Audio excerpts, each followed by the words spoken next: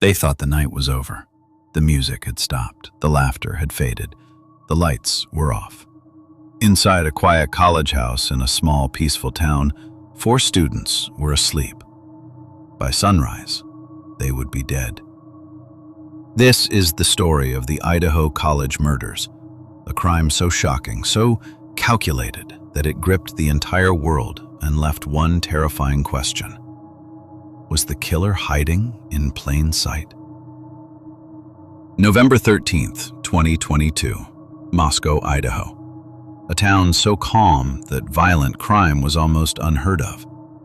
At 112-2 King Road, 6 University of Idaho students shared an off-campus rental house. It was the kind of place filled with music, late-night food deliveries, and TikTok videos. Normal college life. That Saturday night, 4 of them went out. Parties, friends, smiles and photos.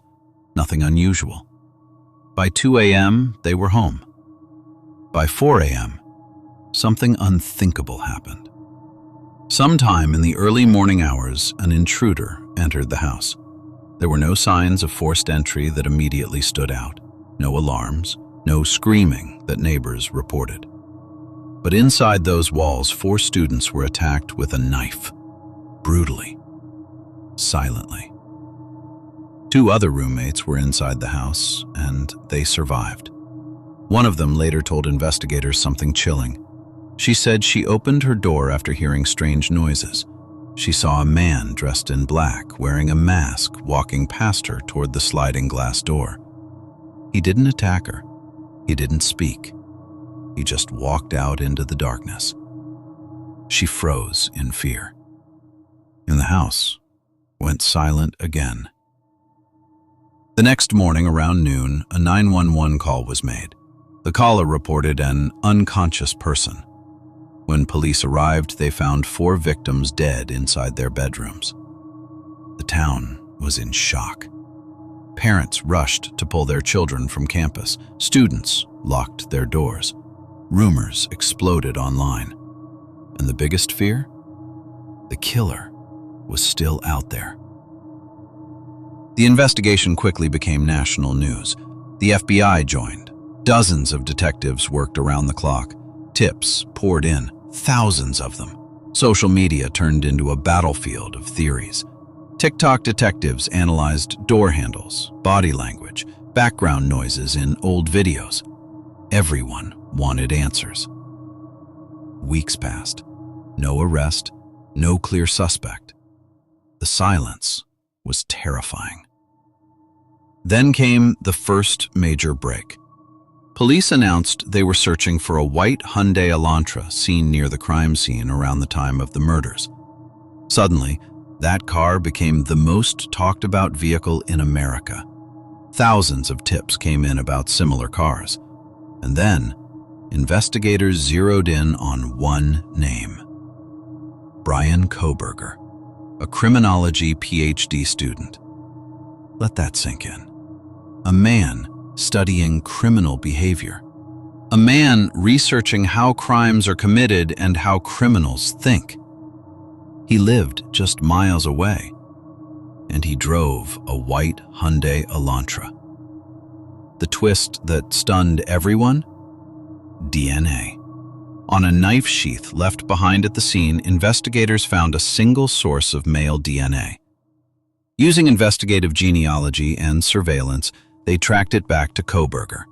Phone records allegedly placed him near the victim's house multiple times before the murders.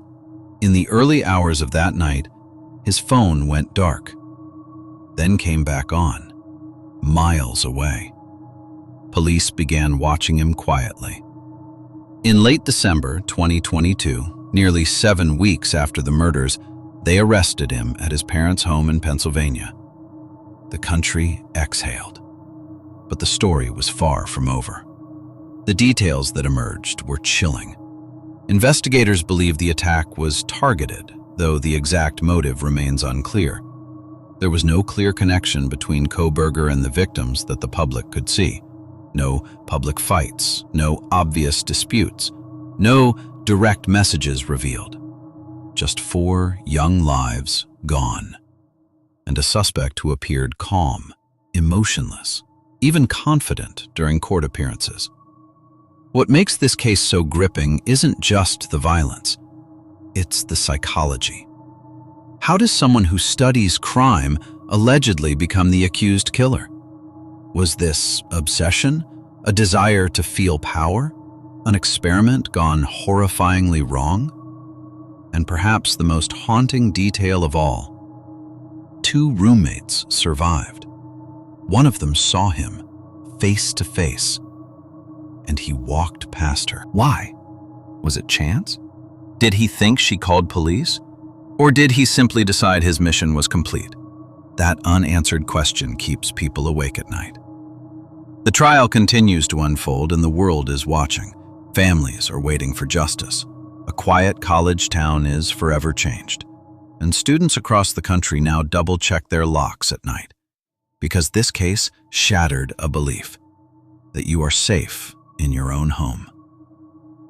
4 students, 1 house, 1 suspect, and a crime that turned a peaceful town into a national nightmare. The final verdict will come in court, but the fear already left its mark. Do you believe this was a carefully planned crime or something darker and more impulsive? Let us know your thoughts and follow Night Tales for more real stories that prove sometimes the scariest monsters don't hide in the dark. They walk among us.